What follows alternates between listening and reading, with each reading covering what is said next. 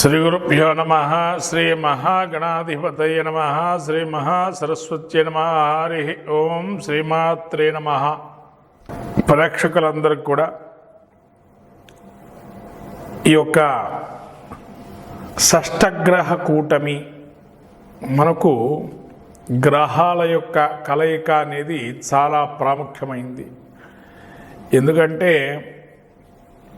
నిత్య జీవితంలో మానవుడికి ప్రతినిత్యము కూడా నవగ్రహాల యొక్క కదలికల వల్ల తత్ఫలితాలు అనేవి జరుగుతూ ఉంటాయి. ఎందుకంటే మానవుడి జీవితంలో ప్రతి ఒక్క విషయానికి కూడా నవగ్రహాల యొక్క అన్వయిస్తూ మనకి శాస్త్రం చెప్పబడుతుంది. మానవుడి యొక్క లక్షణాలు, స్వభావాలు, శరీర లక్షణాలు కావచ్చు, అంటే ఇవన్నీ కూడా మానవుడి యొక్క కదలికలు, వాళ్ళ యొక్క స్వరూపాలు, ఇవన్నీ కూడా గ్రహాల యొక్క ప్రభావాన్ని బట్టి ఉంటాయి. కాబట్టి ఈ షష్టగ్రహ కూటమి అనేటువంటిది ఏదైతే రాబోయేటువంటి 29 మార్చి 2025 నుంచి 13 ఏప్రిల్ 2025 వరకు కూడా మనకు కనబడుతుంది. అంటే దీనిలో కూడా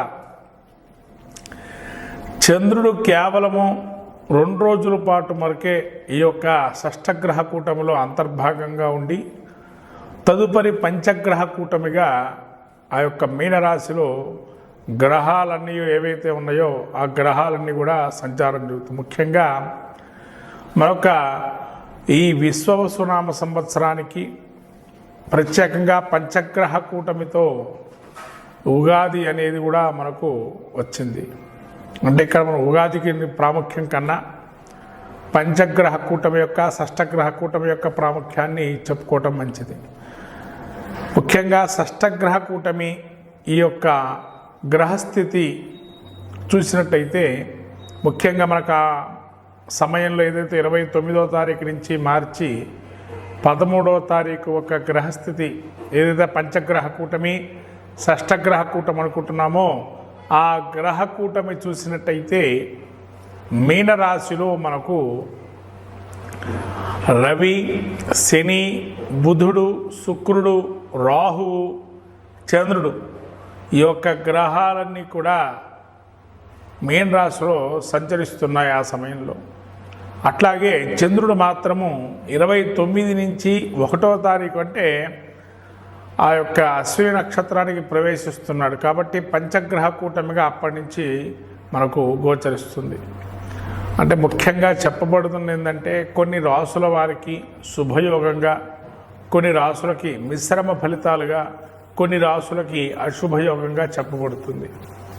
అంటే ఇక్కడ శుభ అశుభ మిశ్రమ ఫలితాలకు వచ్చేటప్పటికి ఏంటంటే ప్రతి ఒక్క గ్రహానికి ఉచ్చస్థానము, నీచస్థానము, స్వక్షేత్రము, మూల త్రికోణాలు, అలాగే అధిరోహణ అవరోహణ క్రమాలు ఇవన్నీ కూడా మనకు చెప్పబడ్డాయి జ్యోతిష్ శాస్త్రంలో.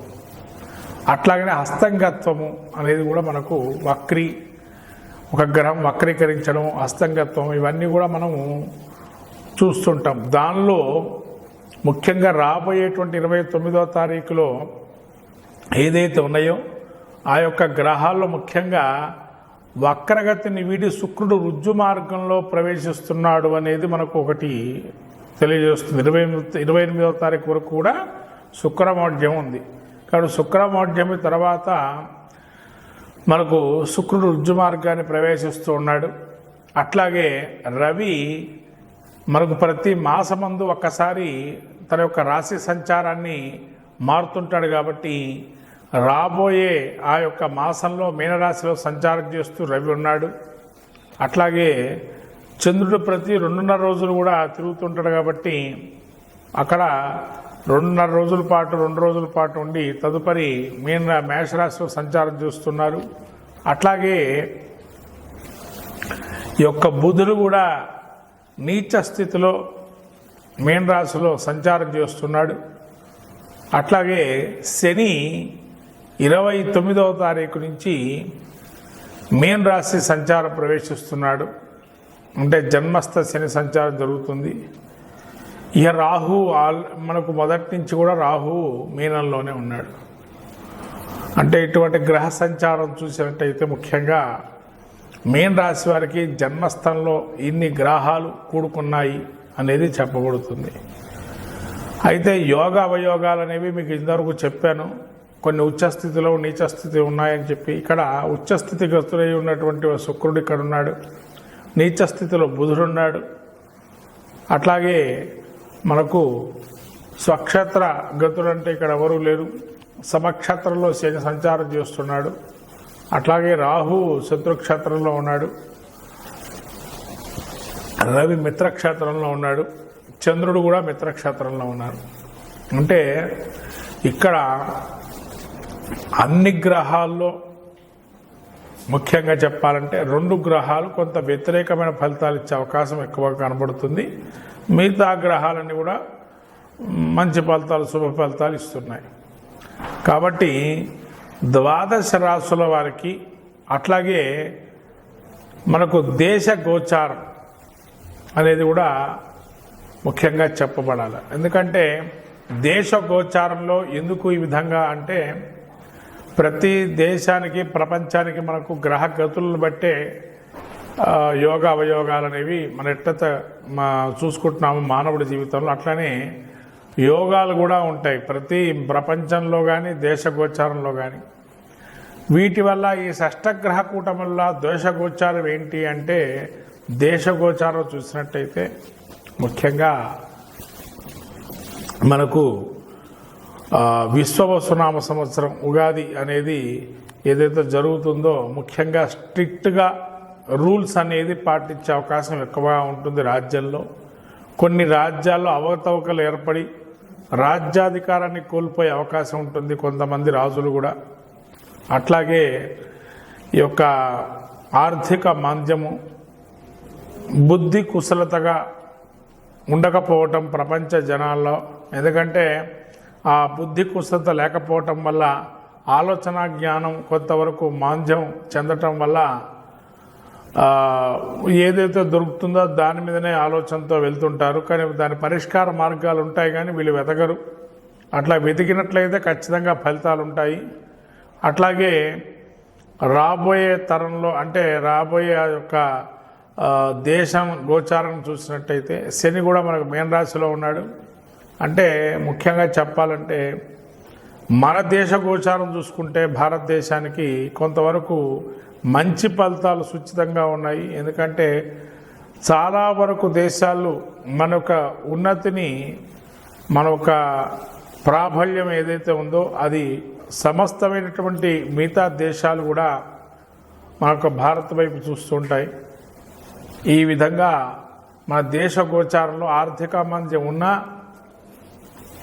మన దేశంలో అయితే క్రీడారంగం కొంత పుంజుకోవడానికి అవకాశాలు మెండుగా ఉన్నాయి. అట్లాగే స్త్రీలు ఆధిపత్యంగా కొన్ని కళల్లో రాణించే అవకాశం ఉంది. అట్లాగే స్త్రీల వల్ల కొంతవరకు దేశాన్ని కూడా శాసించే సమయం కూడా ఆసన్నమైంది. ఇవన్నీ కూడా కొంతవరకు మనకు కొన్ని మంచి ఫలితాలు రాబోయే అవకాశం ఉంది. అట్లాగే ఉపద్రవాలు కూడా ఉన్నాయండి. దీనిలో ముఖ్యంగా వృత్తులు అంటే ఏదైతే ఒక ఉద్యోగాన్ని కానీ ఒక వృత్తులు కానీ ఎంచుకునేటువంటి వారు ఎవరైతే ఉంటారో మార్పులు అనేవి కొన్ని జరుగుతుంటాయి. వృత్తిరీత్యా మార్పులు కావచ్చు, లేదా వాళ్ళు చేస్తున్న ఉద్యోగానికి సంబంధించిన మార్పులు కూడా కొన్ని కొత్త ధనమైనటువంటి మార్పులతో ముందుకెళ్ళటం అనేది అవకాశం ఉంటుంది. అట్లానే ఆధ్యాత్మిక రంగానికి తీసుకున్నట్లయితే ఈ యొక్క షష్టగ్రహ కూటమి ఏదైతే ఉందో ఆధ్యాత్మికంగా చాలా అద్భుతంగా గోచరిస్తుంది. అంటే ఆధ్యాత్మికత కూడా బాగా సంతరించుకుంటుంది అనే ఒక అవకాశం కూడా ఉంది. ఇది మనకు ఈ షష్టగ్రహ కూటమి వల్ల దేశ గోచారంలో ఒక విషయాలు. ఈ విధంగా ద్వాదశ రాశుల ఫలితాలు చెప్పుకుంటాం. షష్టగ్రహ కూటమి ద్వాదశ రాశి యొక్క ఫలితాలు ఏ విధంగా ఉంటే షష్టగ్రహ కూటమికి అట్లనే పంచగ్రహ కూటమి తదనుగుణంగా మనము రాబోయే ఈ యొక్క 29 మార్చి నుంచి 14 అంటే 13వ తారీఖు వరకు ఉండేటువంటి గ్రహ సంచారాన్ని పంచగ్రహ కూటమిగా ఉంది. సింహరాశి యొక్క ఫలితాలు చూసినట్టయితే ద్వాదశ రాశిలో పంచగ్రహ కూటంలో సింహరాశికి అష్టమ స్థానంలో ఈ యొక్క గ్రహాలు గోచరిస్తున్నాయి. ఈ అష్టమ స్థానం సింహరాశికి మనకు ముఖ్యంగా అష్టమ స్థానంలో రవి, శని, బుధ, రాహు ఈ యొక్క గ్రహ సంచారం చూసాము. చంద్రుడు కూడా మనకు 2 రోజులు ఉంటున్నాడు అష్టమ స్థానంలో. కాబట్టి వీరికి కొంత మిశ్రమ ఫలితాలు చెప్పాలి.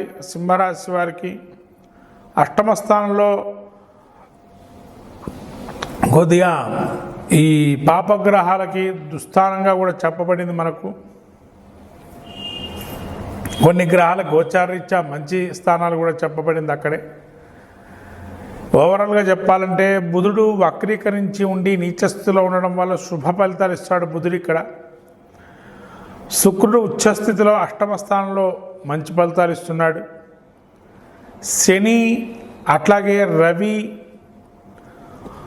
అట్లాగే ఇక్కడ ఈ శుక్ర బుధులు మంచి ఫలితాలు, రవి శనులు అండ్ రాహు కొద్దిగా అశుభ ఫలితాలు ఇస్తున్నారంటే ఇక్కడ వీరికి 40% బాగుంది. సింహరాశికి కూడా ఈ పంచగ్రహ కూటంలో 60% బాగలేదు. కాబట్టి సింహరాశి వారికి ఈ పంచగ్రహ కూటం వల్ల కొంత ఇబ్బంది కలిగే అవకాశం ఉంది అష్టమ స్థానంలో ఉండడం వల్ల. ముఖ్యంగా మీరు ధనానికి సంబంధించి సంతకాలు పెట్టిన చోట ఎక్కడైనా ఇదివరకు సంతకాలు పెడితే అవి ఒక్కసారి మళ్ళీ పునఃసమీక్షించుకోవటం మంచిది. ఎవరికి తొందరపడి ఆ పంచగ్రహ కూటమి సమయంలో సంతకాలు పెట్టడం కానీ లాంటివి హామీ సంతకాలు కానీ ఇటువంటివి చేయకపోవడం మంచిది. అట్లనే ఆర్థిక లావాదేవీలు జరపడం అంత మంచిది కాదు సింహరాశికి. అట్లాగే వీరు కొత్త పరిచయాలు మాత్రం పెట్టుకోవటం అనేది పంచగ్రహ కూటంలో మంచిది. కొత్తదైన వాళ్ళతో సావాసం చేసి తద్వారా మీకు ఎంతవరకు ఉపయోగపడతారో అది గ్రహించుకునేటువంటి సమయంగా ఈ పంచగ్రహ కూటమి ఉంటుంది. అట్లాగే ఈ పంచగ్రహ కూటమి సమయంలో ఈ రవి, శని అట్లాగే మీకు ఆయుర్దాయకారకుడు శని కూడా అష్టమ స్థానంలో ఉంటున్నాడు. కాబట్టి కొంత శత్రువుల వల్ల కూడా ఇబ్బందులు ఉండే అవకాశం ఉంది. కాబట్టి తెలియని శత్రువులు కావచ్చు, తెలిసిన శత్రువులు ఉండొచ్చు. వాళ్ళ వల్ల మీరు కొన్ని ఇబ్బందులు పడే అవకాశం ఉంటే పంచగ్రహ కూటమి సమయంలో. కాబట్టి అప్రమత్తంగా ఉండడం అనేది మంచిది. ఎప్పటికప్పుడు ప్రతి విషయంలోనూ సునిశ్చితంగా పరిశీలిస్తూ ముందరకెళ్ళడం మంచిది. 15 రోజుల పాటు ఏదో జరుగుతుంది వెళుతున్నాము కాలాన్ని బట్టి అనే ఆలోచన పెట్టుకోకుండా ఈ పంచగ్రహ కూటమి కొంత 40% మంచి యోగాన్ని ఇస్తుంది, 60% అశుభ యోగాన్ని ఇస్తుంది. కాబట్టి మొత్తం మీద ఆ యోగాన్ని మనం తీసుకోవడానికి ప్రయత్నం చేయాలి. కాబట్టి ముఖ్యంగా సవిత్రు సూర్యనారాయణ స్వామికి గ్రహ నాయకుడు కాబట్టి అరుణ పారాయణాన్ని కానీ, సౌర పారాయణం కానీ, సూర్య నమస్కారాలు కానీ లేనిచో శివుడికి కానీ వెంకటేశ్వర స్వామికి అర్చన చేసుకోవటం అనేది ఆ 15 రోజులు చాలా ఉపయోగపడుతుంది మీకు. ఆ 15 రోజుల్లో వివిధ రకాలైన దేవతామూర్తుల క్షేత్ర దర్శనం చేసుకోవటం కూడా అద్భుతంగా గోచరిస్తుంది. సింహరాశి వారు ముఖ్యంగా ఇంట్లో కూర్చొని ఏం చేసుకోవచ్చండి, ఏమీ మాకు కష్టంగా ఉంది అనుకున్నప్పుడు కనీసంగా ప్రతినిత్యము వెంకటేశ్వర స్వామి సుప్రభాతాన్ని విని ఉదయాన్నే లేచి వెంకటేశ్వర స్వామి సుప్రభాతాన్ని వినటం వల్ల మంచి చేకూరే అవకాశం ఉంది. అట్లనే శ్రీనివాస గద్యాన్ని కూడా వింటూ ఉంటే స్వామి అనుగ్రహం వల్ల మీకు ఈ అష్టమ స్థానంలో ఉండేటువంటి పంచగ్రహ కూటమి యొక్క స్థితి నుంచి బయటపడతారు.